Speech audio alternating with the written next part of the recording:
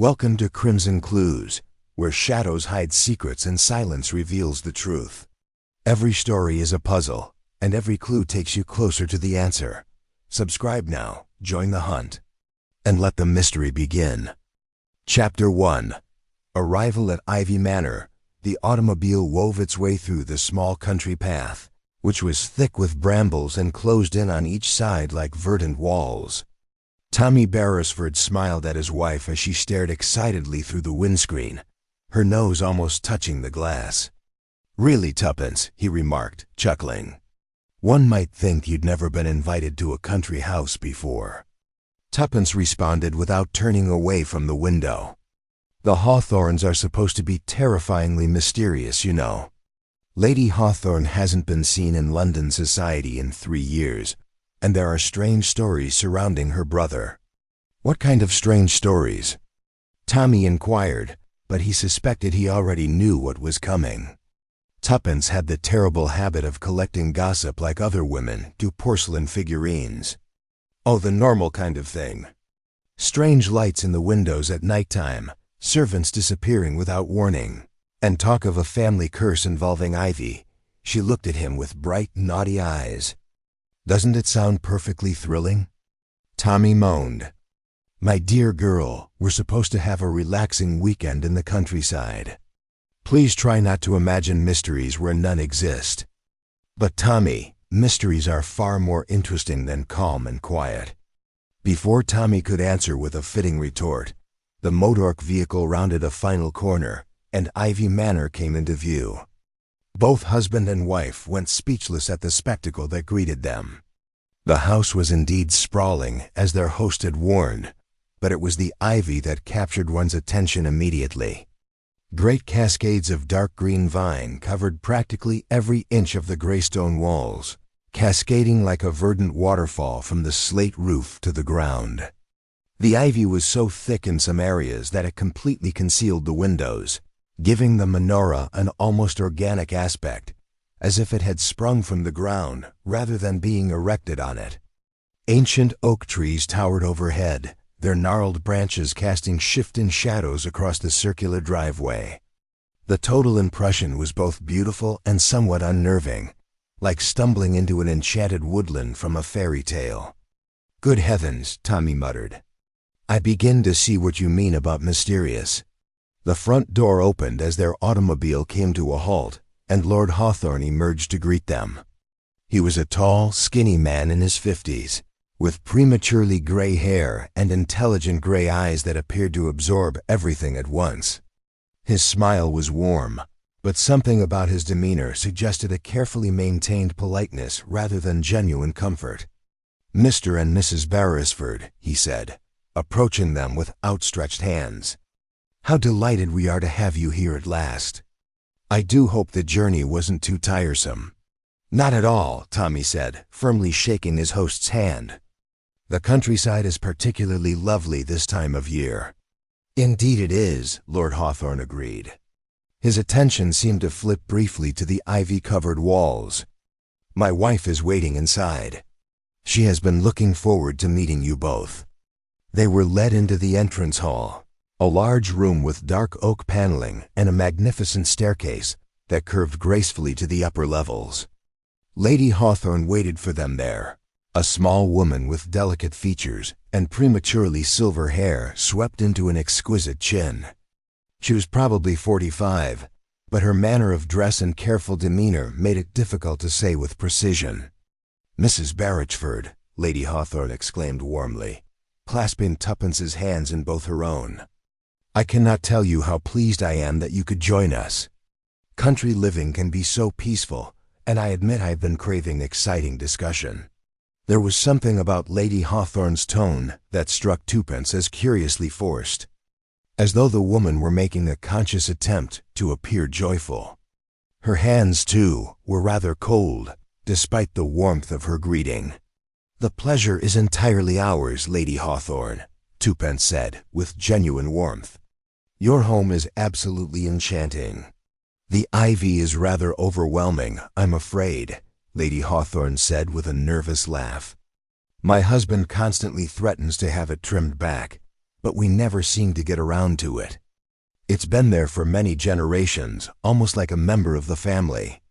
A butler emerged out of nowhere, a meticulous elderly man with an expression that showed nothing about his feelings. Lord Hawthorne gestured proudly at him. "Hello, this is Petton, our butler. He has been with the family for 30 years and knows the house better than anyone." "Indeed, sir," Petton said in measured tones, bowing slightly. "I shall be happy to assist you in any way during your stay. Your luggage will be transported to your rooms immediately." A quiet woman in housekeeper's dress emerged from a side door, followed by a young footman who appeared rather nervous, his hands trembling slightly as he reached for their bags. Mrs. Hartwell, the housekeeper, offered a courteous curtsy and mentioned that tea will be served in the drawing room within an hour. As they were taken toward the stairway, Tuppence's acute eye began to catalogue numerous aspects. The Persian carpet in the hall was slightly skewed, as if someone had walked across it hastily. One of the big windows facing the garden stood slightly abit, enabling a small breeze to ruffle the heavy curtains. Most intriguing was a delicate floral scent that seemed strangely out of place, unlike the roses or lavender one might expect from an English country garden. "I say," Tommy said as they climbed the stairs, "this is definitely a spectacular staircase. The craftsmanship is outstanding." "Yes, it is from the 16th century, Lord Hawthorne responded. "Most of the house is original, though we've made some modern improvements over the years, electric lighting and such." At the top of the stairs, as Lady Hawthorne led them toward their chambers, Tuppence observed a giant potted plant sitting in an isolated nook beside a towering window. Something metallic glinted beneath the trailing fronds, and she realized with surprise that it was a key, carefully tucked beneath the plant as if hidden for safety. How extremely peculiar, she thought to herself. Why would somebody hide a key in such an obvious place? Their bedroom was huge and cozy with windows overlooking the extensive gardens at the rear of the property. The ivy was somewhat less thick here, enabling glimpses of traditional flower beds and what appeared to be a huge greenhouse in the distance. Lady Hawthorne hovered near the doorway saying, "I hope you find everything satisfactory.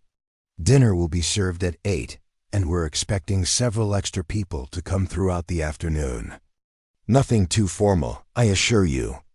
When they were finally alone, Tommy slipped into an armchair by the window, while Tuppence immediately began inspecting the place, peeping behind curtains and examining the numerous items on the mantelpiece.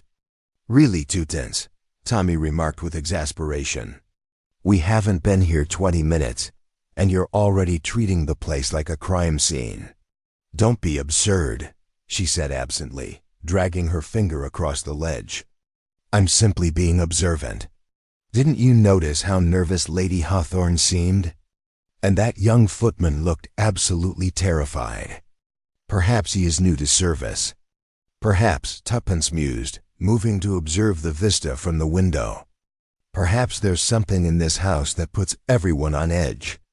Tommy joined her at the window and followed her glance around the gardens. The late afternoon sun slanted through the great oaks, spreading long shadows across the grass. He could see a man moving near the greenhouse in the distance, but he couldn't make out any details. "Well," his concluding words were, "I suppose we shall find out soon enough when we meet the other guests." Tuppence grinned with a glimmer of anticipation in her eyes. "Yes," she agreed. "I suspect this weekend may prove to be rather more interesting than we initially anticipated." As if in answer to her comments, a strong blast of wind rattled the partially open window, and from deep within the ivy-covered walls, they heard what sounded like a door closing with exceptional force. Chapter 2. Guests and Glances. The sitting room at Ivy Manor exemplified generations of accumulated refinement, with Persian carpets laid on polished oak floors and family photos peering down from ornate frames. The large windows are framed by heavy velvet curtains, but ivy has managed to crawl across portions of the glass, creating an elaborate pattern of shadows that danced across the walls as late afternoon light streamed through. Tommy and Tuppence had just settled in near the fireplace when the first of the other guests arrived. Sir Reginald Morton came with a confident stride, as if he was used to being the center of attention. He was about 50 years old, with silver hair and a well-kept mustache, and he was dressed flawlessly in a suit fit for London's best tailor. "Reggie," Lord Hawthorne cried with what appeared to be real pleasure. "How wonderful to see you again." Sir Reginald welcomed his host heartily, but Tuppence noted that his gaze was already scanning the room, taking note of the other occupants with the experienced eye of a man who made it his business to know everyone worth knowing. Sir Reginald said, "Hawthorne, old fellow," in a rich, sophisticated voice. "Looking good. I must say that country air concurs with you." His gaze focused on Tommy and Tuppence with polite curiosity. "And these must be the renowned Beresfords that I've heard so much about." The introductions were done with customary ceremony, but Tuppence noticed something in Sir Reginald's demeanor that struck her as meticulously orchestrated. His smile was attractive, and his conversation flowed effortlessly. However, when some things came up, he appeared evasive. When Lord Hawthorne brought up Sir Reginald's recent travels overseas, the man's response was strangely vague, full of generalities about business affairs and bothersome obligations.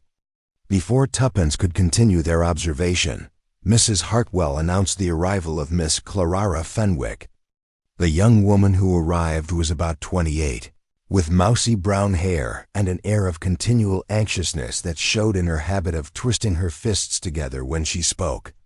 She wore a basic but well-made dove-gray dress, and her demeanor indicated that she preferred to observe rather than participate. "Miss Fenwick is our nearest neighbor," Lady Hawthorne remarked during the introductions. "She's been absolutely invaluable in helping us organize this little gathering." Miss Fenwick blushed at the compliment, yet she appeared to shy away from the attention it brought her. "Oh, I hardly did anything of significance," she whispered. "Lady Hawthorne is far too compassionate." Tommy was struck by the contrast between Miss Fenwick's withdrawn demeanor and the acute intelligence he saw in her pale blue eyes. She would prefer to stay in the background, but he suspected that little escaped her attention. The Reverend Dr. Black and his wife arrived next, a large couple in their 60s who exuded the comforting authority of folks who had long been community pillars. Mrs. Black was a tough woman, with steel-gray hair and a bosom that suggested she'd never met a church social she couldn't plan. Her spouse was a kind of sort, with twinkling eyes behind wire-rimmed spectacles and the kind of soft humor that made him widely popular among his parishioners. Mrs. Black exclaimed as she snuggled into the most comfortable chair, "What a lovely drive through the countryside." She exuded confidence in her own worth. "Though I must admit, Lord Hawthorne, your ivy is getting out of control.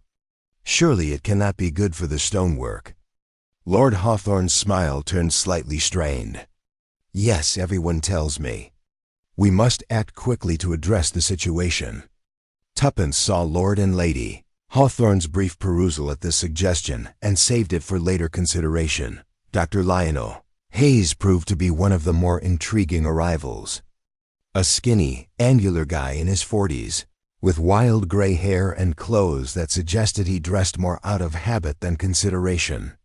He exuded the distracted aspect of someone whose mind was constantly preoccupied with issues far distant from the commonplace worries of daily existence. As soon as the introductions were finished, he remarked without hesitation, "Fascinating place.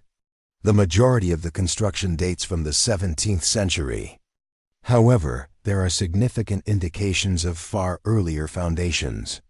The ivy, of course, is fairly significant in historical terms. There are documents indicating that it was purposely planted as a type of natural fortification." Tommy was intrigued by the concept of natural fortification. "Oh, certainly, this was rather frequent in medieval times. You see, the ivy serves as an extra barrier against siege weaponry, while also providing superb camouflage. Of course, it also tends to harbor a variety of mysteries." Dr. Hayes looked at them through thick spectacles with the focus of an owl inspecting possible prey. Houses like this one always contain the most intriguing hidden tunnels and chambers. Lady Hawthorne's teacup rattled slightly against its saucer, though she quickly composed herself. "Dr. Hayes is something of an expert on local history," she said with a forced laugh. "However, I'm afraid our family records are pretty incomplete." Dr. Hayes responded enthusiastically. "Incomplete records are often the most intriguing. They imply that there are stories that people would rather not keep for future generations." The final guests were introduced as Lord Hawthorne's distant relatives, Mr. and Mrs. Geoffrey Cartwright. Geoffrey was approximately 40 years old and had the gentle appearance of someone who had never worked physically, whereas his wife Millicent had sharp features and a calculating attitude that suggested she kept extremely meticulous track of who owed what to whom. As the numerous visitors relaxed into discussion, Tommy and Tuppence found themselves in a great position to witness the subtle undercurrents that began to form. Mrs. Cartwright, they saw, had a habit of making pointed references to the family estate and its management, which always caused Lord Hawthorne to squirm uneasily in his seat. Geoffrey Cartwright appeared to be more interested in scrutinizing the precious things scattered across the room, with his attention drawn to a collection of silver image frames in particular. Miss Fenwick, meantime, had positioned herself near a window, allowing her to view everyone while looking to be engrossed in her needlework. Tuppence saw that the young woman's gaze hardly left Sir Reginald Morton, though she took care to look away any time he glanced in her direction. Sir Reginald was asking Hawthorne, "What happened to that marvelous collection of Chinese porcelain your father was so proud of? I don't recall seeing it about." The inquiry was harmless enough, but Tuppence saw that it caused immediate tension in the room. Lady Hawthorne's fingers tightened around her teacup, and both Cartwrights looked up with great attention. "Oh, that," Lord Hawthorne responded with studied casualness. "We've had to make some changes to our arrangements over the years. You understand how it is." Sir Reginald's eyebrows raised slightly, but he had the good sense not to push the topic further. Tuppence, on the other hand, saw the profound look he shared with Miss Fenwick, who had stopped working on her needlework. Dr. Hayes had gone over to inspect the family photographs, seemingly unaware of the underlying tensions. "Remarkable resemblance," he said to himself. "The family features are quite consistent across the generations, though I notice there are some gaps in the chronological sequence." "Dr. Hayes," Lady Hawthorne replied with a slightly strained smile, "perhaps you'd want to see the library before dinner. We have some fascinating local histories that may appeal to your intellectual interests." Dr. Hayes responded enthusiastically. "However, I must admit that I am as eager in examining those outbuildings. The greenhouse in particular appears to be of exceptional design." When Tommy mentioned the greenhouse, several people in the room became quite interested in their teacups. The young footman, who had been gently refilling the tea set, accidentally dropped a sugar spoon with a loud clatter. "The greenhouse is rather unstable, I'm afraid," Lord Hawthorne responded swiftly.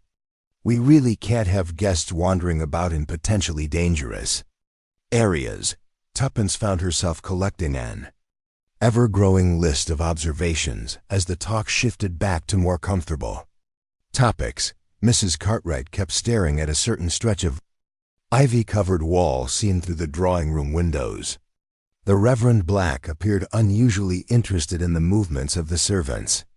Miss Fenwick had twice excused herself to powder her nose, but Tuppence felt her true interest was in exploring other areas of the property.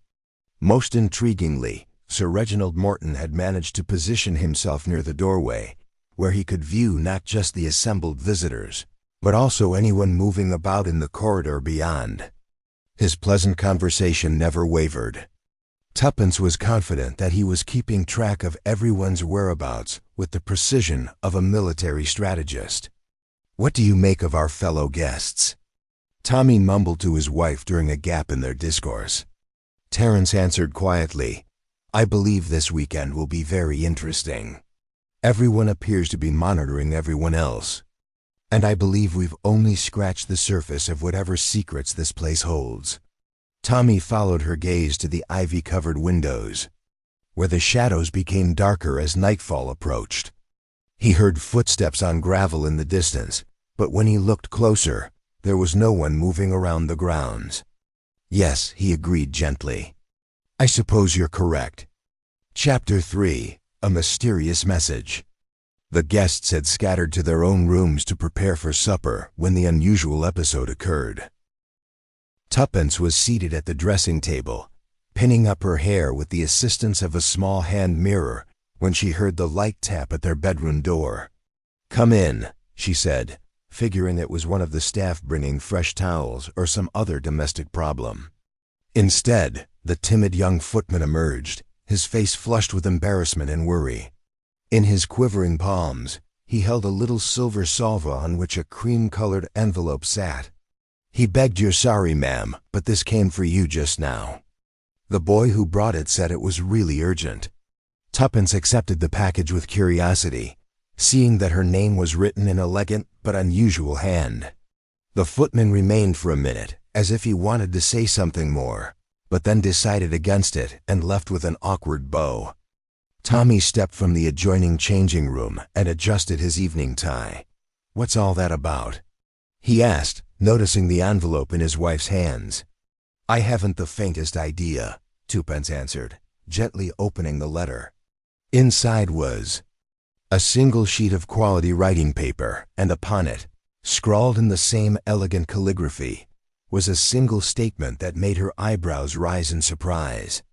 Tommy prompted, "Don't keep me in suspense." Students stared up at him with a mixture of amusement and curiosity. "It says, some secret should remain buried beneath the ivy." Tommy scowled and proceeded to inspect the note over her shoulder. The paper was of good quality. People of refinement utilized this type of handwriting, which represented knowledge and precise penmanship. However, the structure of certain letters struck him as purposely hidden. He commented on how melodramatic it was, though I suppose it fits with the overall mood of suspicious glances and hushed discussions we've been having since our arrival. "The thing is," Tuppence pondered, turning the paper over to inspect it more thoroughly, "who sent it and why? It's certainly intended as a warning, but about what?" A quiet knock at the door cut short their conjecture. This time, Lady Hawthorne entered, looking agitated. "I hope I'm not invading," she said, before noticing the paper in Tuppence's hands. Her demeanor changed swiftly to one of anxiety. "Has something disturbed you? You both appear rather serious." Tuppence shared a short gaze with Tommy, who gave a barely noticeable nod. Tuppence held out the note, saying, "We received an odd message. Maybe you have an idea what it signifies." Lady Hawthorne read the single sentence, and the color drained from her face so quickly that Tommy stepped forward, fearing she would faint. "Good heavens," she said softly, slipping onto the nearest chair. "Oh, this is quite distressing, very disturbing." "Do you know what it relates to?" Tommy inquired gently. Lady Hawthorne gazed up at them, her eyes suddenly haunted. "I had hoped, or thought possibly." She paused and took a big breath, apparently attempting to calm herself. "There are certain circumstances linked with this house that some members of our family would prefer stayed confidential.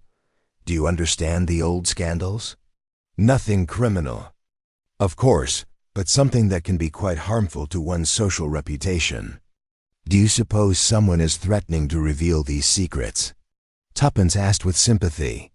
Lady Hawthorne answered bitterly, "I can't think of anything else this could mean." The reference to the ivy is very specific. There are certain places of the land where, well, things were formerly concealed and were intended to remain hidden. Before Tommy or Tuppence could investigate this exciting discovery further, voices could be heard in the corridor outside. Lady Hawthorne quickly straightened, and her expression became more controlled. "I must ask you both not to tell the other guests about this," she stated hurriedly. "At least until I can talk privately with my hubby. This weekend was supposed to be a fun social gathering, and I wouldn't want it ruined by bad disclosures from the past." She rose and proceeded toward the door, pausing to glance back at them with genuine appeal. "I am aware that you are both discreet. I trust I can count on your understanding in this situation." Tommy and Tuppence sat quietly for a few moments after she left. Tommy finally responded, "That was illuminating." Tuppence agreed, "But I believe it generated more issues than it solved. What kind of mysteries could be literally hidden behind the ivy? And who among our fellow visitors knows enough about the family's private life to write such a clear warning?" Tommy stepped to the window and looked out at the ivy-covered walls, which were barely visible in the oncoming dusk. More to the point, is this message intended as a warning to us directly, or is it being used to carry a message to the Hawthorns? Tuppence mumbled a great question as she studied the penmanship again. The penmanship is really unusual. I would like to compare it to samples from our fellow guests. A faraway gong rang, signaling that dinner would be served soon. As they made their final preparations, Tommy saw his wife had neatly tucked the odd note into her evening bag. I inquired, amused, about doing some investigative work over the soup course. Tuppence responded politely that one must be prepared for any scenario. After all, cryptic messages do not just arise out of thin air. Someone in this house composed that note, and I intend to discover who. They made their way downstairs to find the other guests already gathered in the drawing room for pre-dinner cocktails. The atmosphere was more somber than it had been previously, and Tuppence spotted several individuals casting suspicious eyes at Lord and Lady Hawthorn, who were making a visible attempt to appear unconcerned. Sir Reginald Morton greeted them with his usual charm, but Tuppence sensed anxiety beneath his polished demeanor. "I hope you found your rooms comfortable," he asked. "These old houses can be drafty, but they're full of flavor." Tommy responded, "Quite comfortable, thank you, but we did receive an unexpected delivery just before coming down." Sir Reginald's brow furrowed in polite inquiry. "I hope it's not too much difficulty," Tuppence said smoothly, though she was keeping a close eye on Sir Reginald's face for any reaction, and the handwriting was rather elegant for such a simple purpose. If Sir Reginald saw any importance in this comment, he covered it masterfully. Tuppence noted, however, that Miss Fenwick, who had been standing nearby, had suddenly become quite engaged in fixing her gloves. Dr. Hayes approached with a glass of sherry in one hand, and a distracted countenance indicating that his mind was preoccupied with intellectual issues.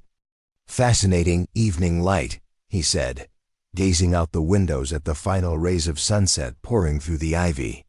"One can almost imagine what stories these walls could tell if they could speak," Mrs. Cartwright mumbled, having approached their group with the intent of gathering information. Old houses tend to acquire quite a bit of history throughout the decades. Her husband Geoffrey nodded wisely, but his gaze appeared to be more focused on cataloging the precious items in the room than on the conversation at hand. Tuppence wondered, as Petton announced dinner, which of their fellow guests possessed both the knowledge of family secrets and the fine calligraphy that had generated their mysterious warning. The evening, she suspected, would be quite instructive indeed. Tommy offered her his arm as they walked toward the dining room, and she could see by his expression that his thoughts were identical to hers. He whispered in her ear, "What an interesting start to our country weekend." "Yes," she said softly, "and I have the distinct sensation that this is merely the first move in what promises to be a highly complicated game." Chapter 4. The Garden Party Begins. The morning dawned crisp and clear, with just the right amount of golden sunshine to make English country gardens look their most enchanting. Tuppence awoke to find sunlight flowing through the ivy-framed windows, creating fascinating patterns of light and shadow on the bedroom carpet. In the broad light of the new day, the cryptic message from the previous evening appeared almost like a dream. Tommy straightened his collar in front of the mirror, noting that the weather was ideal for a garden party. "Though I must admit, I'm curious to see how our fellow guests behave in the cold light of day." Tuppence agreed, fastening a tiny hat at an appropriate angle. Lady Hawthorne appeared to be in good health at dinner last night, but I noticed she kept glancing at the ivy-covered wall visible through the dining room windows. They went downstairs to find the house already busy with preparations. Servants raced back and forth, carrying seats, tables, and what appeared to be an impressive assortment of snacks. The French doors leading to the terrace had been thrown open, allowing the morning breeze to carry the scent of roses and freshly cut grass into the house. Lady Hawthorne came at the doorway, appearing much more composed than the previous evening. She wore a lovely pale blue silk dress and carried a basket full of freshly cut flowers. "Good morning," she said brightly. "I hope you both slept well.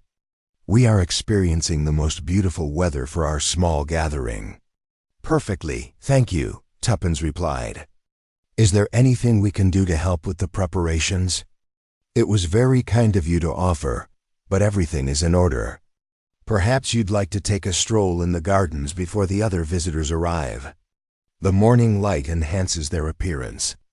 Tommy and Tuppence enthusiastically accepted this offer and proceeded through the French doors to the stone patio. The gardens at Ivy Manor were truly spectacular, designed in the formal style typical in the previous century, with tidy hedges, geometric flower beds, and gravel walks that curled gracefully between great oak trees. They noticed that the ivy had extended to cover several of the garden walls and climbed up into several of the older trees, rather than just the house. The brilliant morning light provided a wonderful, almost fairy tale ambience, but Tuppence couldn't help but recall the foreboding reference in the previous evening's letter. "I say, look there," Tommy said, pointing to a piece of the garden wall with thick ivy. "Doesn't it look odd how the stones are put in that area?" Tuppence followed his eyes and spotted me. While the majority of the garden wall followed the standard pattern of 18th century construction, one part appeared to have been restored or repaired using stones that did not match the surrounding brickwork. Before they could investigate more, they heard voices approaching and turned to see Dr. Hayes emerge from the home with his usual distracted demeanor, followed by the Reverend Dr. Black. "Magnificent morning," Dr. Hayes exclaimed, inhaling deeply. "There's nothing quite like country air to clear the mind and sharpen one's powers of observation." The Reverend agreed, but he appeared more interested in the beautiful breakfast arrangements on the terrace than in botanical observations. "Lady Hawthorne has gone to great lengths to ensure our comfort." Miss Fenwick entered next, pale and holding a little notebook nervously in her gloved hands. She nodded shilly to the assembled company and moved to a chair from which she could observe both the house and the gardens while remaining somewhat detached from the main crowd. Sir Reginald Morton entered with his usual flourish, quickly gravitating toward Lady Hawthorne and complimenting her on both the arrangements and her appearance with practiced gallantry. Tuppence, on the other hand, found that his gaze was repeatedly drawn to the ivy-covered wall that had initially piqued Tommy's interest. The Cartwrights were the last to emerge, with Mrs. Cartwright making caustic remarks about the price of keeping such large grounds. Her husband, Geoffrey, seemed more interested in inspecting the silver tea service than in admiring the natural beauty around them. As the party got into the comfortable rhythm of a well-organized social gathering, a number of minor incidents occurred that struck the observant Beresfords as unusual. The young footman who had delivered Tuppence's enigmatic letter appeared with a tray of refreshments, but his obvious anxiousness resulted in a spectacular collision with Dr. Hayes, scattering teacups and causing significant chaos. Oh dear," the footman muttered, his face flushed with embarrassment as he attempted to collect the strewn porcelain. "I am so sorry, sir. I'm not sure what came over me."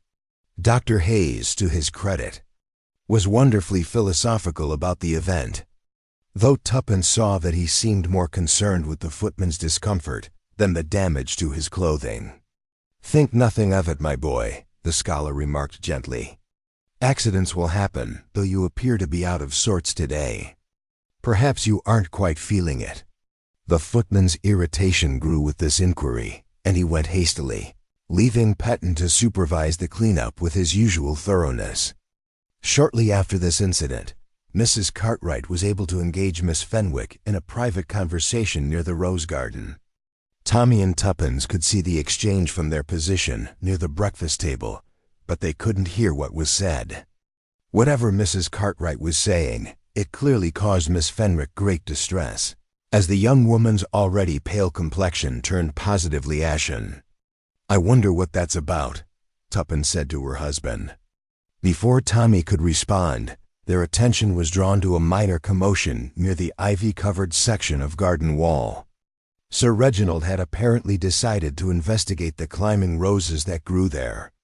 But his investigation resulted in the overturning of a decorative garden chair and what appeared to be some damage to a particularly venerable specimen of ivy. "Terribly sorry," Sir Reginald said, though his tone suggested more irritation than genuine regret. "The ground seems rather uneven in this area." Lord Hawthorne appeared at his side with remarkable speed, given that he had just finished a conversation with the Reverend on the far side of the terrace. "No harm done, I'm sure," Lord Hawthorne said, though his smile appeared strained, and it might be safer to admire the roses from a distance. "Some of these older specimens can be quite thorny." As S. Reginald allowed himself to be guided away from the wall, Tuppence noticed something glinting in the disturbed ivy where the chair had fallen. It was little and metallic, and it appeared to be some kind of jewelry, but it was impossible to determine from their current vantage point. The rest of the morning passed in a pleasant manner, with the customary combination of polite talk and gentle observation of the gardens that define such occasions.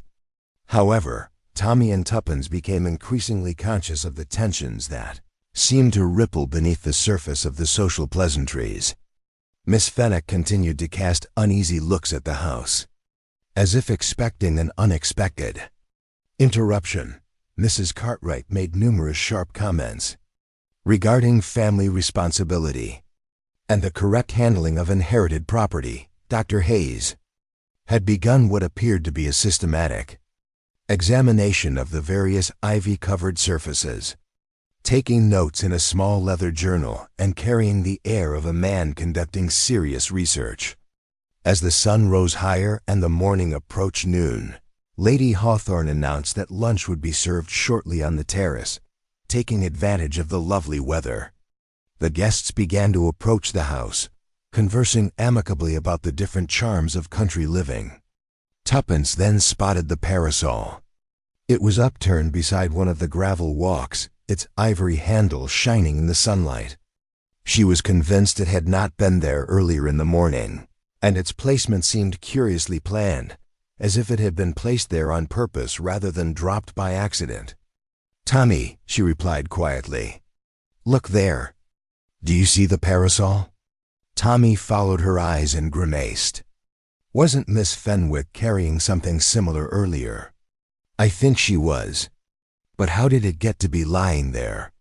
And why hasn't she noticed the absence?" Miss Fenwick emerged at that very moment, as if summoned by their observation, gazing around with the confused air of someone who has misplaced something vital. "Oh," she replied, obviously relieved when she saw the umbrella. "There it is. I was wondering where I'd left it," but as she bent to get it, her expression changed to puzzlement, and she scrutinized the handle carefully before glancing around with a decidedly uneasy expression. The outdoor party seemed to be having issues unrelated to the weather. Chapter 5. A Rapid Collapse. The luncheon had been planned with typical English considerations for both comfort and propriety. Small tables filled the terrace, each adorned with fresh flowers and glittering silver, while a larger buffet was put up behind a vine-covered pergola, providing welcome shelter from the hot afternoon sun. The visitors had fallen into a nice rhythm of wonderful food and quiet discussion when the tragedy occurred. Miss Fenwick was seated at a tiny table near the ivy-covered archway that led to the garden's more formal areas. She had appeared fairly subdued throughout the lunch, nibbling at her fish and reacting to conversational advances with uncommon brevity. Tuppence had seen that the young woman kept staring toward the archway, as though expecting someone to emerge, yet the walkway beyond remained empty. Sir Reginald was the first to detect something was missing. He had risen from his chair to get another serving of the delicious strawberries when he hesitated, his face concerned. "I say, Miss Fenwick," he exclaimed. "Are you doing all right?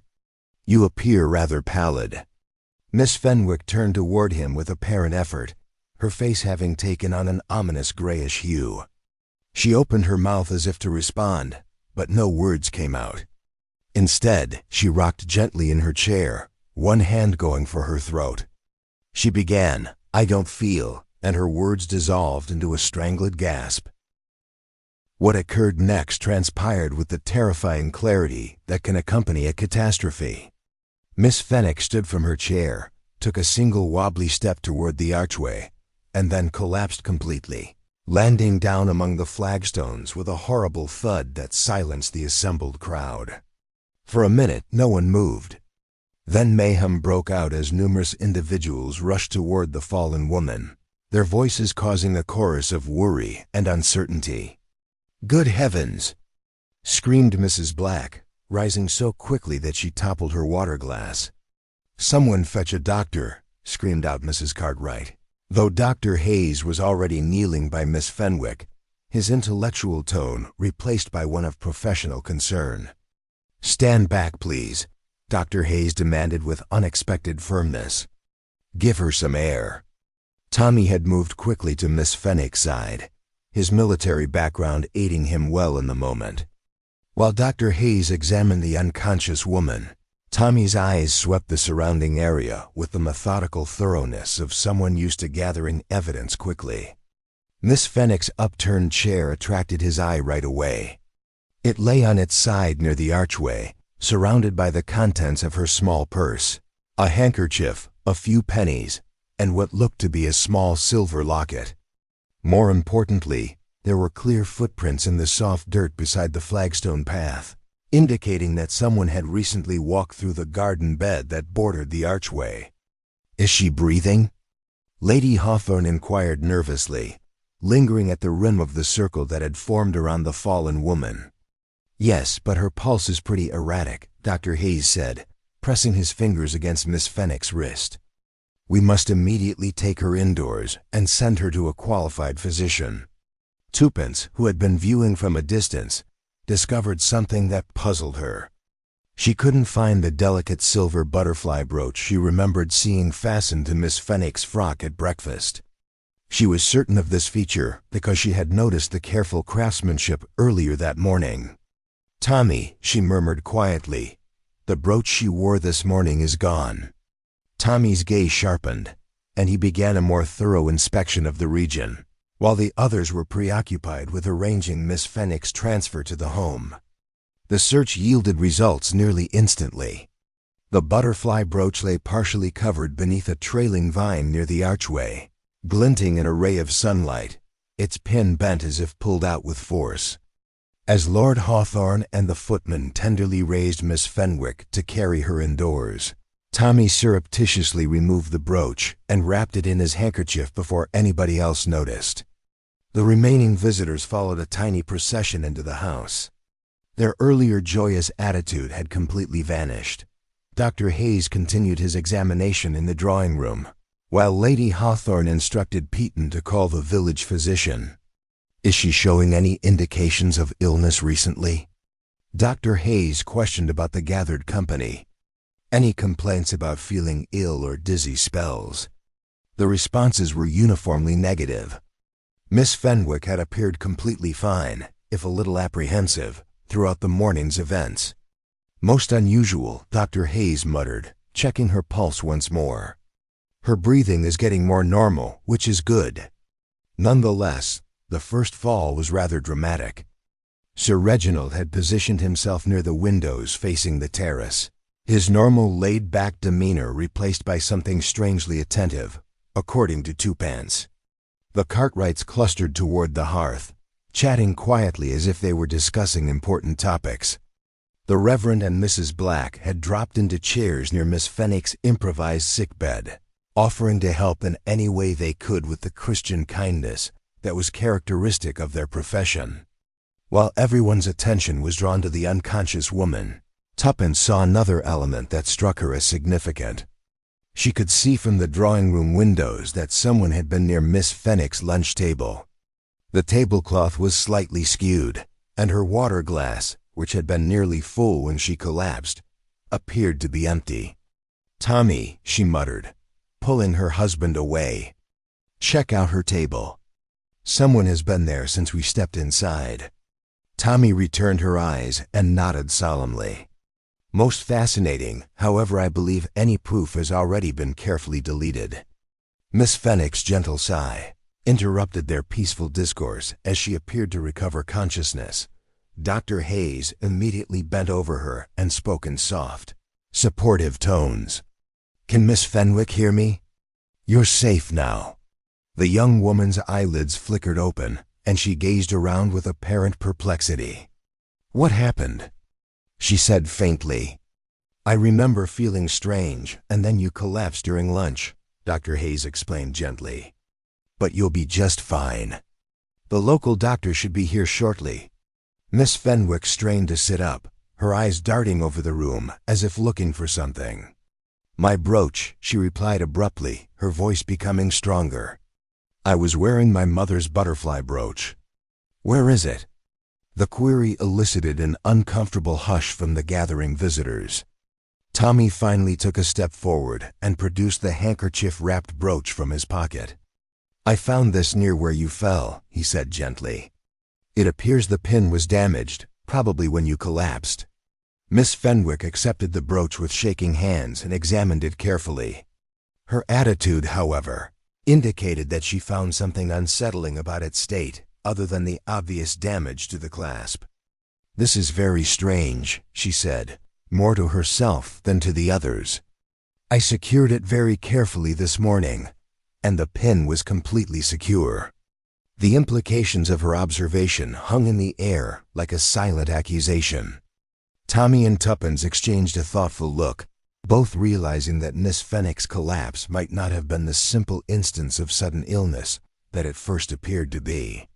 Outside, the afternoon light continued to beam down on the abandoned lunch tables, where the remains of what should have been a lovely social gathering silently testified to the fact that something extremely malevolent had infiltrated Ivy Manor's calm ambience.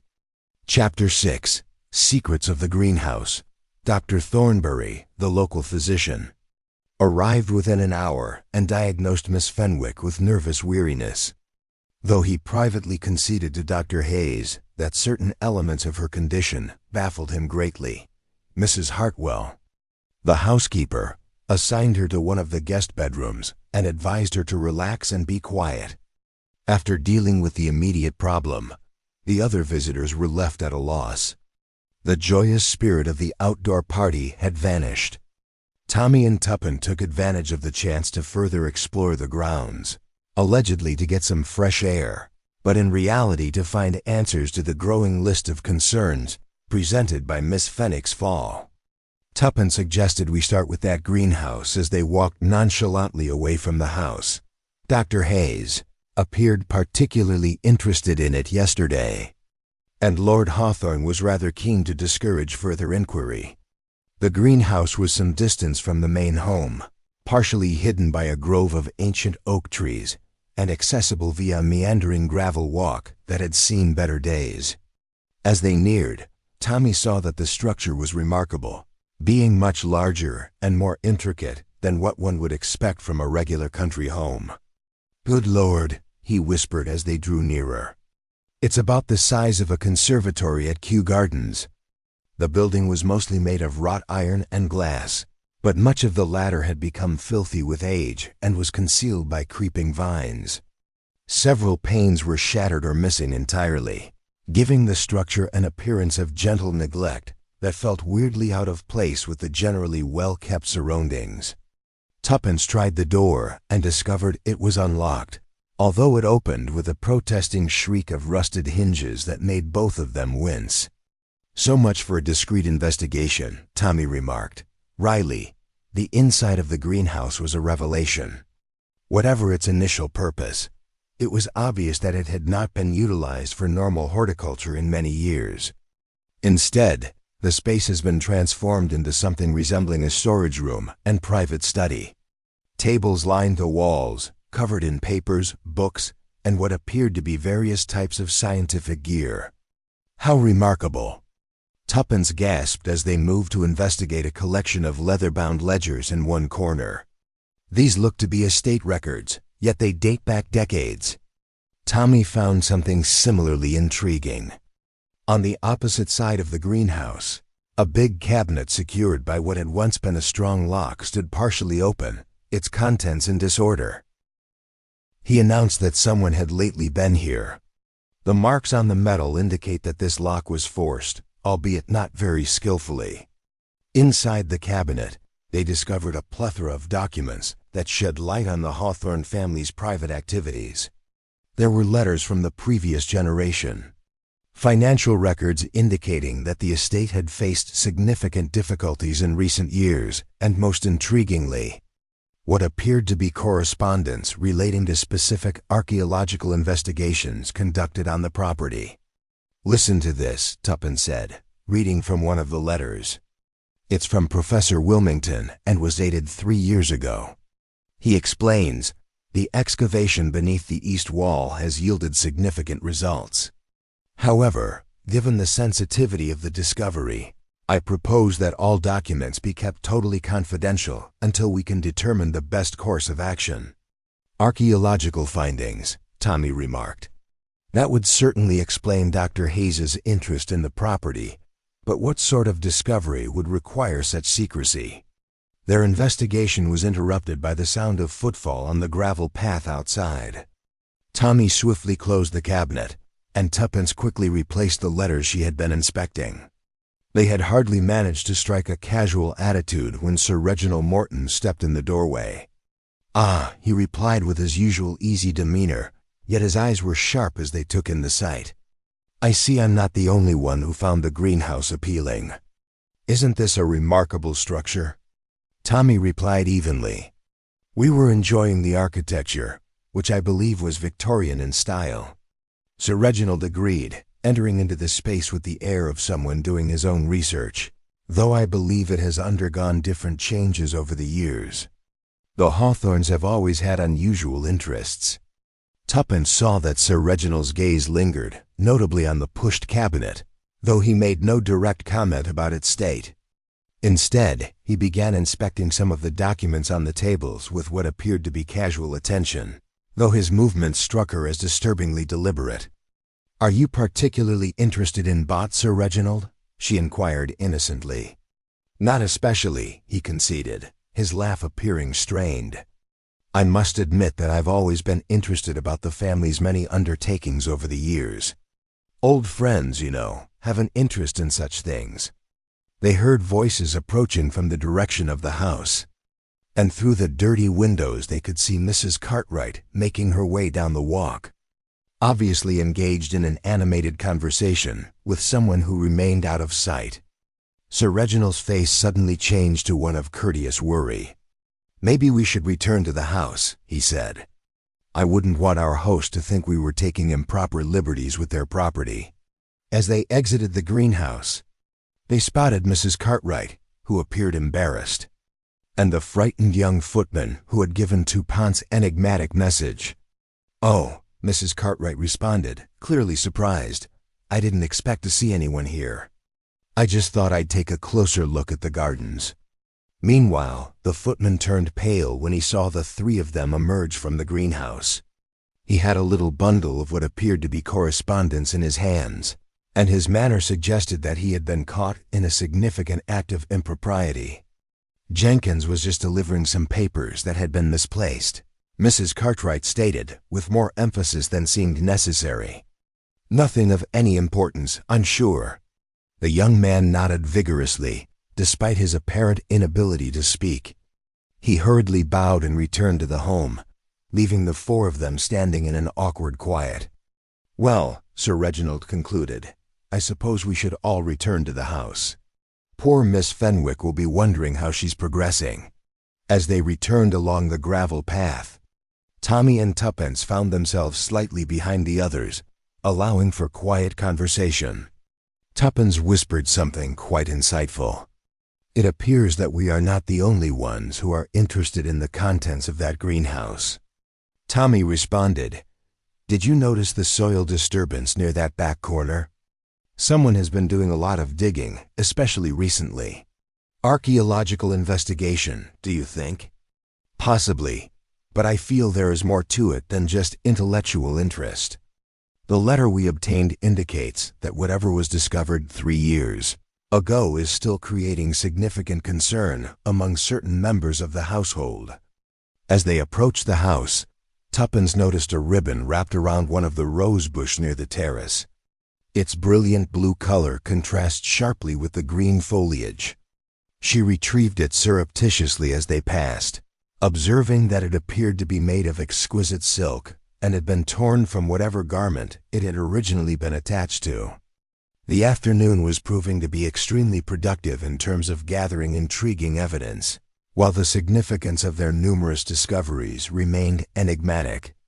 One thing, however, was becoming more certain. The collapse of Miss Fenwick had been simply the first act of what looked to be a significantly more intricate play. Chapter 7. Clues Among the Vines.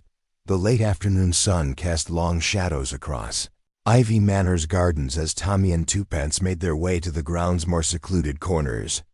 Their visit to the greenhouse revealed tantalizing hints about the family's secrets, but many questions remained unanswered.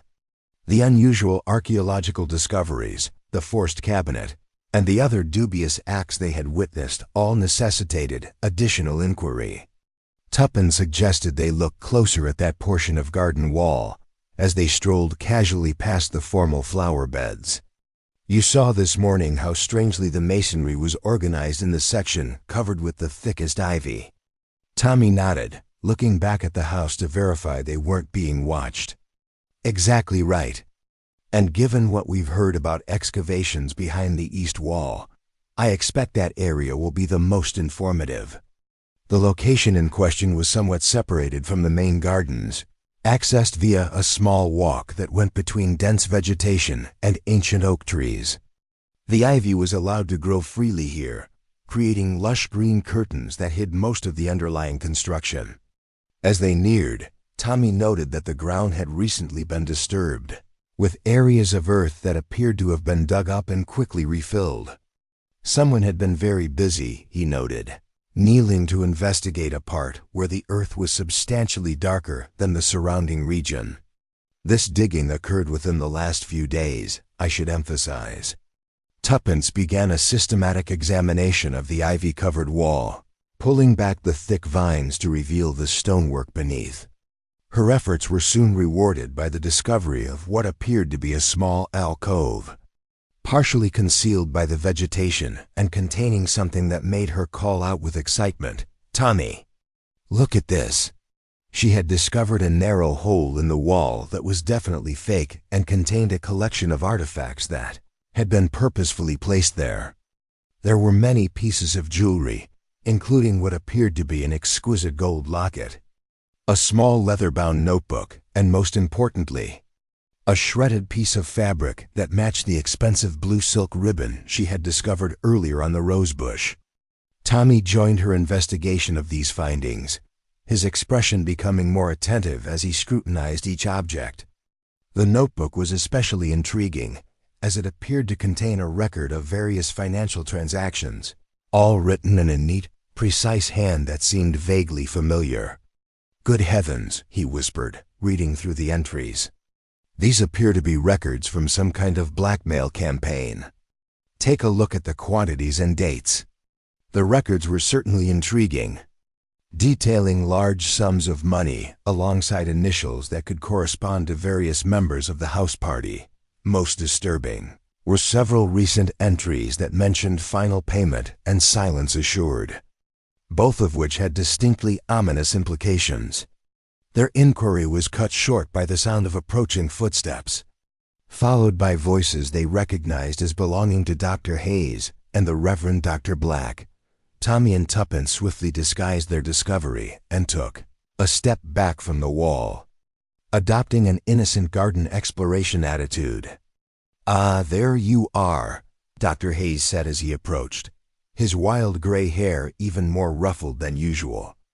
"I was hoping to encounter someone with similar interests in the historical aspects of the property." The Reverend Dr. Black appeared less pleased about their garden excursion, wiping his brow with a huge handkerchief and looking around with obvious discomfort. "Fascinating area," this Dr. Hayes continued, approaching the ivy-covered wall with scholarly enthusiasm.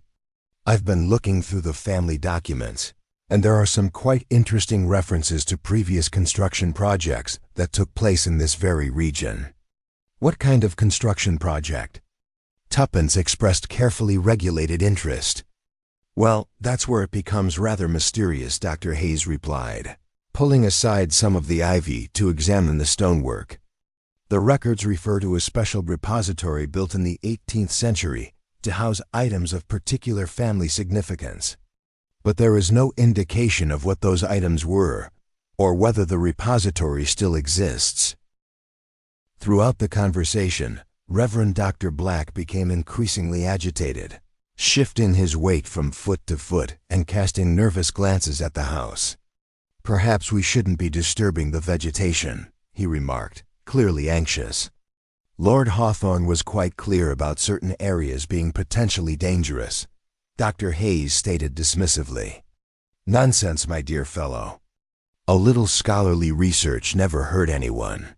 Furthermore, I have reason to assume that recent actions in this area may have disturbed something intended to remain secret." This observation elicited a loud intake of breath from the Reverend, who appeared to be about to make an urgent objection when they were all startled by a rustling in the surrounding shrubbery.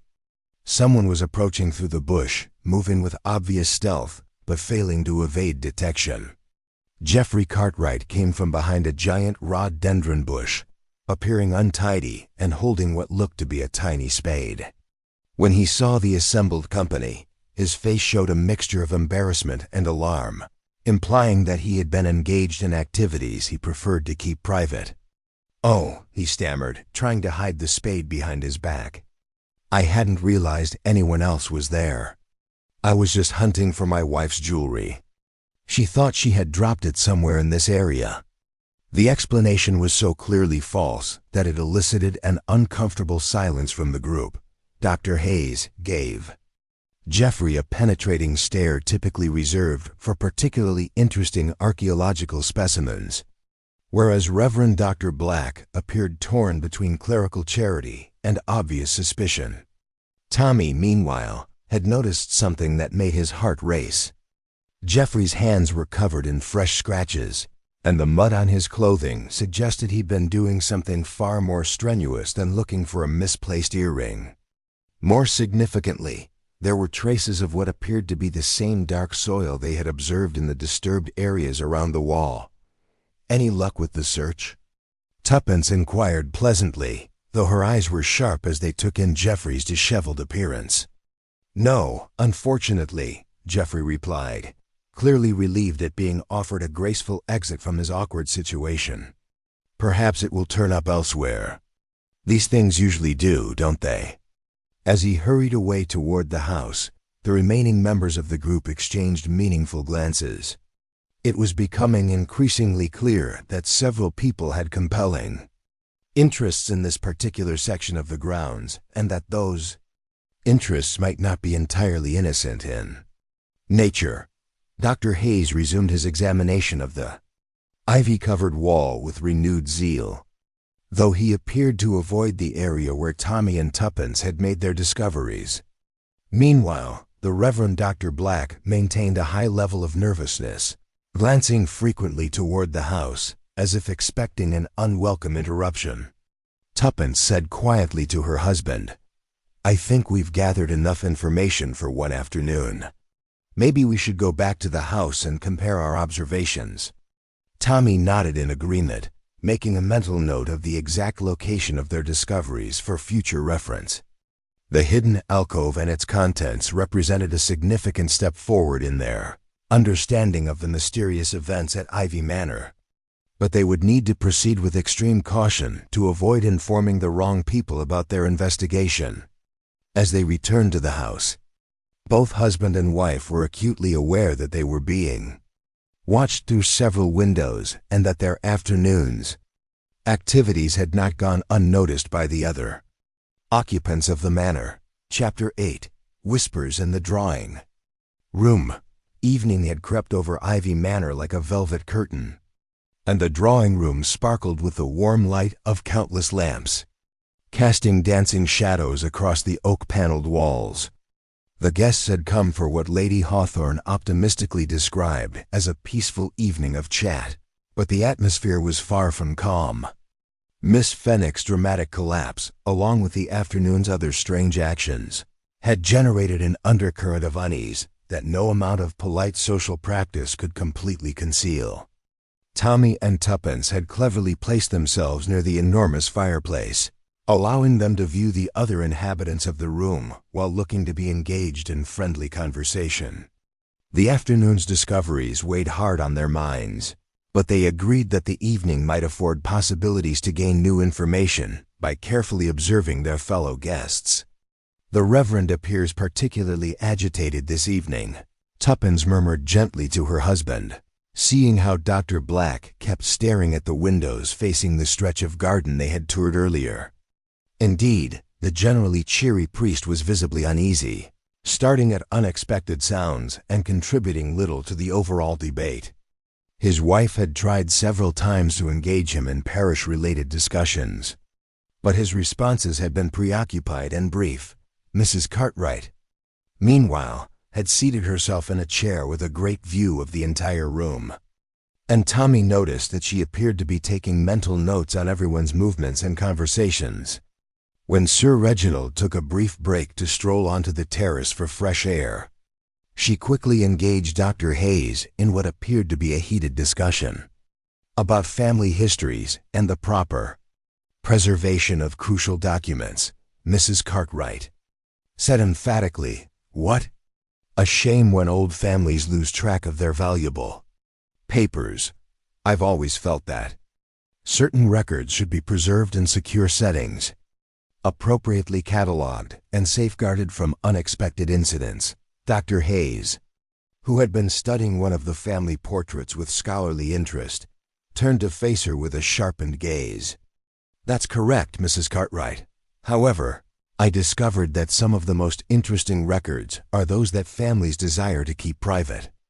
Archaeological excavations, for example, frequently reveal materials that provide new insight on family histories."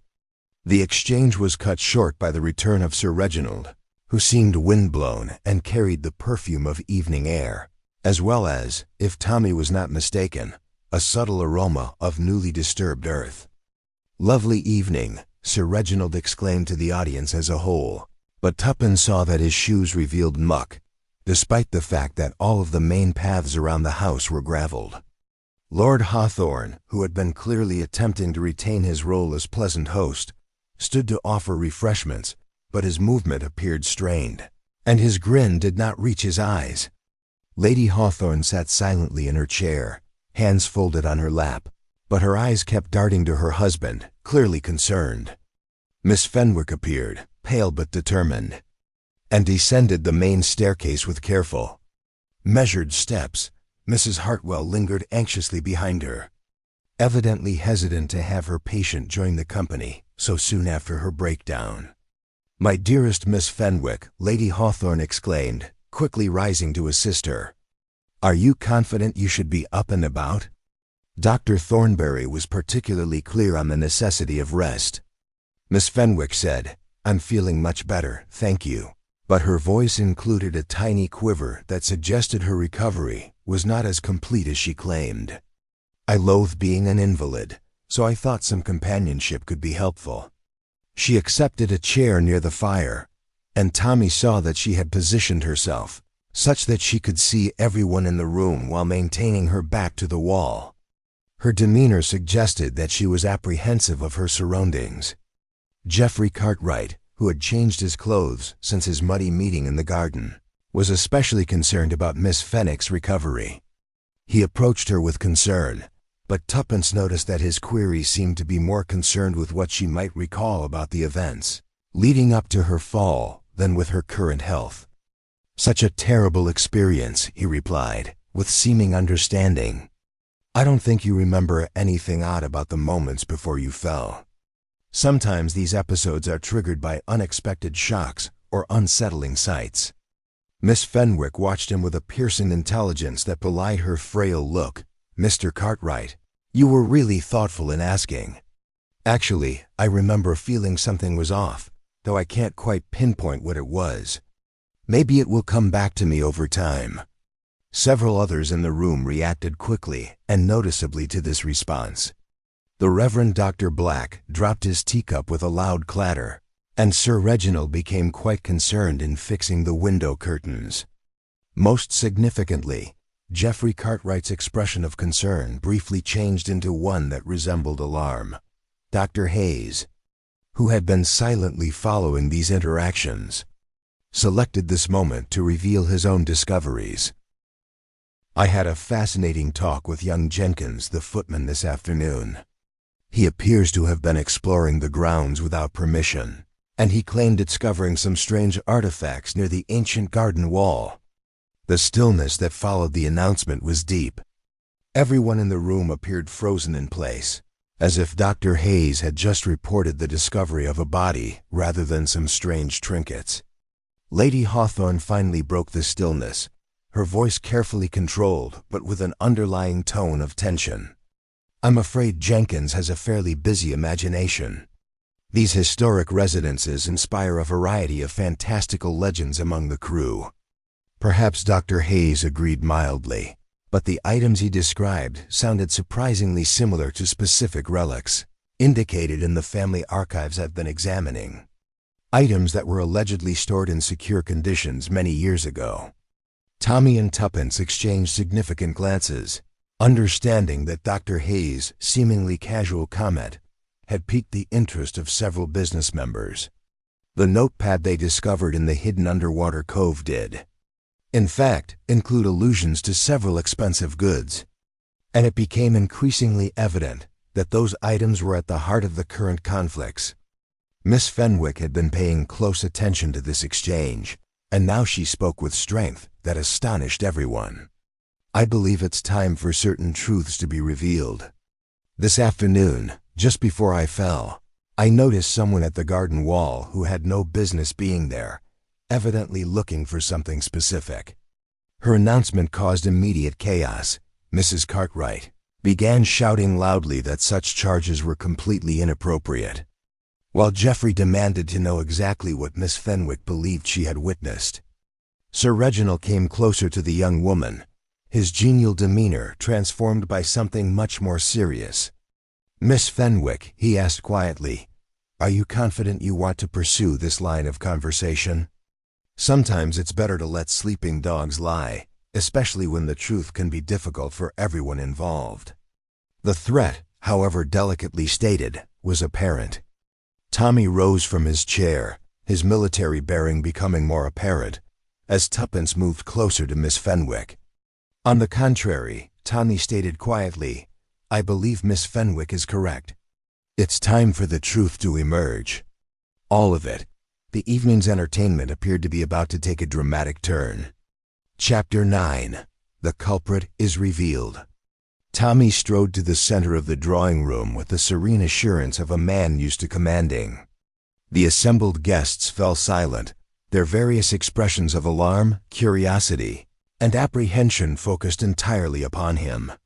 Tuppence remained close to Miss Fenwick, her keen eyes scanning the room to ensure that no one attempted to flee during what promised to be a most illuminating exposition. "Ladies and gentlemen," Tommy began, his voice effortlessly reaching every corner of the room, "I suppose it is time to discuss the very amazing occurrences that have occurred since our arrival at Ivy Manor. What began as a lovely weekend gathering has evolved into something far more sinister, involving blackmail, theft, and attempted murder." The word murder elicited immediate objection from various directions, but Tommy raised his hand in silence. "Yes, attempted murder," he said forcefully. Miss Fenwick's collapse was not a natural event. Someone purposely poisoned her, fortunately not fatally, since they feared she had acquired information that could harm their interests. Miss Fenwick's palm shot to her throat, her face paling with the confirmation of her darkest fears. Lady Hawthorne moved to her side, clearly concerned, as the other guests shifted uncomfortably in their seats. "The purpose for this attack," Tommy said, "is a blackmail plot that has been running for some years, centered on specific archaeological findings made on this property. 3 years ago, excavations behind the East Garden Wall unearthed things of enormous worth, items that legally belonged to the Hawthorne family, but which someone decided to appropriate for their own reasons." Dr. Hayes leaned forward with scholastic intent. "The items discussed in Professor Wilmington's communication," Tommy confirmed. "Collectors value medieval jewelry and coins highly, but they are even more important as leverage against some members of this household who participated in their removal from their proper location." Geoffrey Cartwright partially rose from his chair, his face flushed with outrage. "This is ridiculous. I demand to know what evidence you have for these outrageous charges."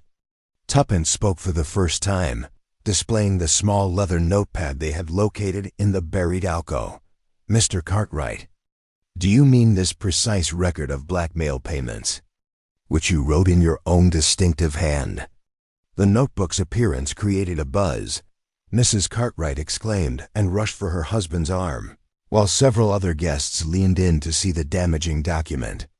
Tommy saw that the handwriting in the notebook is fairly distinct, and he compared it to a letter Geoffrey had sent earlier demanding specific household arrangements. The letter G has the same unique configuration, as does the way you cross your T's. "It's quite careless of you to keep such comprehensive records." Geoffrey's bravado fell completely. He dropped back into his chair, his face pale, as his wife peered at him with fear and growing awareness. "But how did Miss Fenwick get involved?" Dr. Hayes questioned with professional curiosity. "Miss Fenwick," Tommy explained, "had the misfortune of discovering Mr. Cartwright gathering more antiquities from the underground repository yesterday afternoon. She saw him near the garden wall, and he realized her testimony could jeopardize his well-planned strategy." Miss Fenwick nodded weakly. "I noticed him excavating near the ivy-covered portion shortly before lunchtime. He was holding a tiny shovel and placing something in a canvas bag. When he discovered I was observing, he looked afraid." "So, you decided to eliminate the witness?" Tuppence addressed Jeff directly. "But how did you administer the poison?" Geoffrey remained mute, but Sir Reginald Morton spoke up abruptly, his voice filled with disgust. "I am assuming that is a water glass.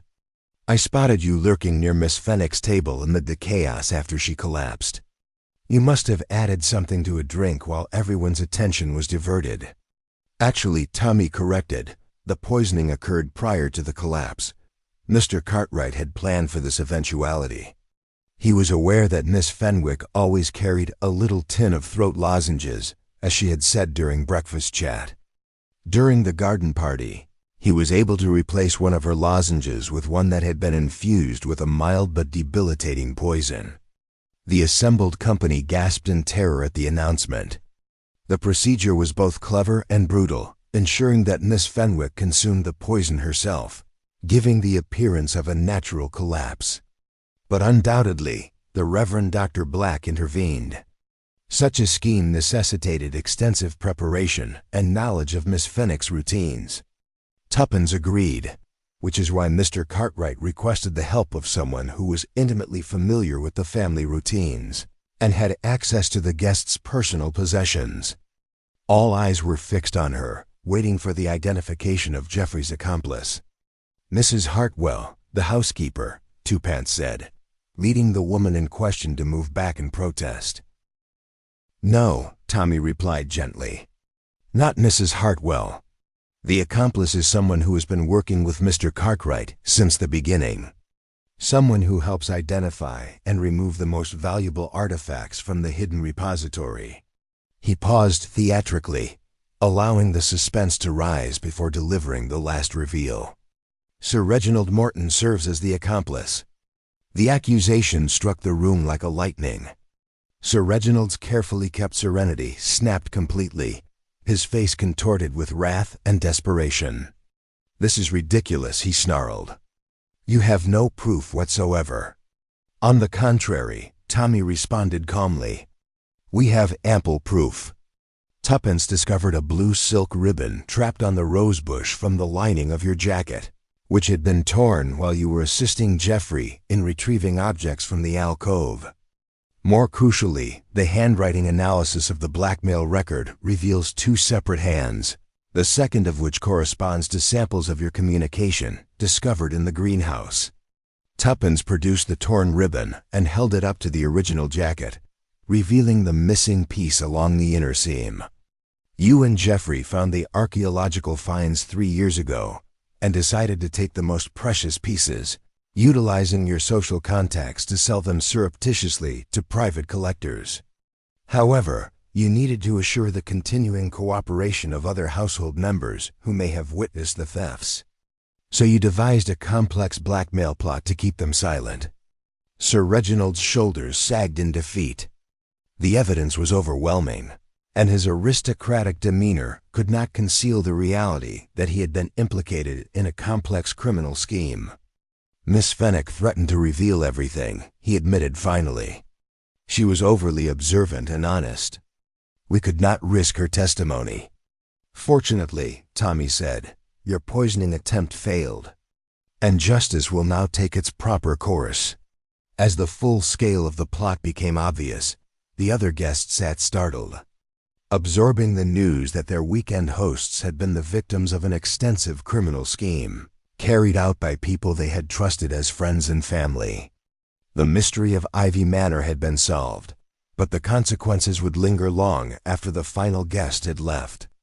Chapter 10. Following the storm.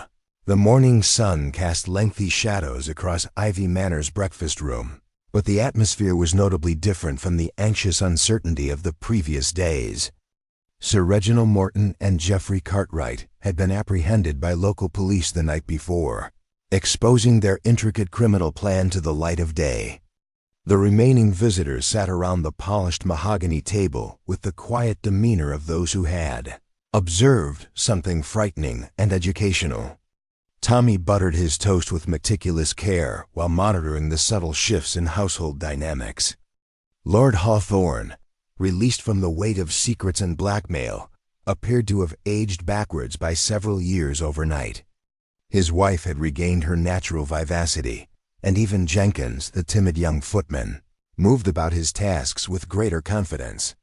"It's remarkable," Lady Hawthorne said as she poured fresh coffee, "how much lighter everything feels this morning. I hadn't realized what a burden we'd all been carrying until it was finally lifted." Miss Fenwick, looking much better but quite pale, nodded strongly. "I confess to having terrible nightmares about someone observing me from the garden. To imagine it was genuinely happening makes it both more frightening and, curiously enough, more reassuring. The human mind has an extraordinary ability to detect danger even when the conscious brain has not yet identified the threat," Dr. Hayes observed, taking another portion of kippers. "Miss Fenwick, your instincts were sound." Mrs. Cartwright sat in stunned quiet, eating her breakfast and occasionally shaking her head in amazement. The news of her husband's illicit actions had plainly devastated her, but Tommy believed she would regain her composure in time. Her reaction to Geoffrey's expose had been genuine shock, implying that she, too, had been a victim of his lie. The Reverend Dr. Black had resumed his usual pleasant mood, and was discussing parish things with his wife in the easy tones of individuals whose world had been restored to its proper order. Only seldom did his eyes stray to the windows overlooking the gardens, and when it did, his expression was one of great relief rather than concern. Tuppence observed, spreading marmalade on her toast, that it was extremely clever of them to utilize the archaeological discoveries as the basis for their project. Who would have thought that medieval artifacts might be the foundation for a modern blackmail operation? Lord Hawthorne sighed heavily. I think I should have been more cautious with Professor Wilmington's excavation. When he discovered that cache of jewels and coins, I was so worried about protecting the family's privacy that I decided to keep the discovery hidden until we could assess their historical importance. I never anticipated someone would take it as an opportunity to steal. The irony, Dr. Hayes pointed out, is that the artifacts were probably considerably more valuable historically than commercially. That medieval jewelry appears to have belonged to a prominent family in the 14th century. Historical societies would have paid generously for the opportunity to examine them. Mrs. Cartwright spoke gently for the first time since breakfast, saying Geoffrey always had costly tastes. I should have inquired further about the source of funds for his different investments and purchases. I suppose I did not want to know the answers. Tommy looked her with sympathy. Criminal schemes frequently rely on honest people's desire to avoid asking difficult questions. When your spouse devised his elaborate plan, he anticipated this inclination. The chat was interrupted by the appearance of Pemberton, who reported that Inspector Morrison from the County Constabulary had arrived and wanted to speak with Tommy and Tuppence about the case's final aspects. They found the inspector waiting in the library, a competent-looking man in his 50s who had clearly spent a lot of time analyzing the material acquired the night before. He began without preface, addressing Mr. and Mrs. Beresford. I must praise you on your incredibly comprehensive investigation work. The case you've given against Morton and Cartwright is powerful, and I believe the prosecution will have little trouble obtaining convictions. Have they made any further confessions? Tuppence inquired. Morton has been slightly more forthcoming than his partner. Inspector Morrison responded. He has acknowledged to the entire scam, evidently expecting that collaboration will earn him some mercy. According to his statement, they began taking antiques shortly after their discovery 3 years ago, using Morton's social connections to sell them through discreet routes in London. And the blackmail aspect? Tommy asked. This occurred when several household members began to detect irregularities in the family's precious possessions. Rather than abandoning the theft totally, they chose to ensure silence through a combination of threats and cash incentives. Several staff members had received frequent payments in exchange for their participation. The inspector checked his notes before proceeding. Miss Fenwick's poisoning appeared to be Morton's plan, albeit Cartwright delivered the doctored loge. They had planned numerous such contingencies in case anyone became overly curious about their actions. Tommy observed a most comprehensive criminal enterprise, which was ultimately doomed by their own greed and paranoia. After the inspector left, Tommy and Tuppence were alone in the library, surrounded by the leather-bound volumes that had witnessed the unraveling of such a complex conspiracy. "Well, my dear," Tommy remarked, slipping into a comfy chair near the window. "Another mystery successfully resolved, though I must admit, this one had more twists and complications than most."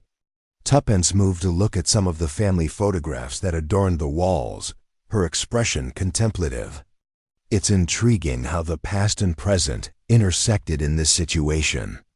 Medieval artifacts, current blackmail, family secrets spanning generations, rather like layers of an archaeological dig, each exposing different elements of the same core human motives."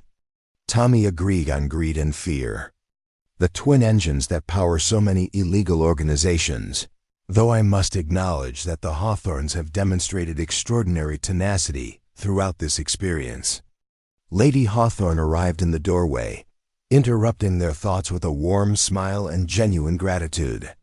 "I wanted to thank you both personally before you leave," she explained, entering the library and closing the door behind her. "Without your intervention, Geoffrey and Sir Reginald might have carried on their scheme indefinitely, and poor Miss Fenwick might not have survived their next attempt to silence her." Tuppence responded modestly, "We were just fortunate to be in the right place at the right time, though I must admit that the intellectual challenge was extremely interesting." Lady Hawthorne laughed, conveying a levity that had been completely lacking during their initial days at the property. My husband and I have been talking about the future of archaeological finds. We have decided to transfer the remaining relics to the British Museum, where they will be properly investigated and presented for public benefit. Tommy applauded the move, which was far more suitable than allowing them to disappear into private collections. As they prepared to leave later that morning, Tommy and Tuppence reflected on the intricate web of ties and reasons that had resulted in such dramatic occurrences in what should have been a tranquil rural location. Tuppence noted as their car was driven around to the front of the house that mysteries have a way of finding us, no matter how hard we try to avoid them. Tommy chuckled as he helped her get into the car. Yes, they do. However, I suppose this has something to do with your bad knack of recognizing things that others prefer to ignore. She objected in faux disgust at my sad habit. I seem to recall that your notice of abnormalities in the garden wall led us to some of our most important discoveries. True, he conceded. Perhaps we both have a knack for falling into circumstances that demand our unique blend of curiosity and perseverance. As they drove away from Ivy Manor, the rising sun illuminated the ancient ivy-covered walls in gold and green. Tommy and Tuppence were eagerly anticipating the next adventure. The world, it seemed, was full of mysteries waiting to be solved, and they'd realized that solving them together was one of life's most fulfilling pursuits. Behind them, Ivy Manor fell into a calm silence that had been missing for far too long. Its secrets were finally laid to rest beneath the ancient vines that had seen so many centuries of human drama and victory.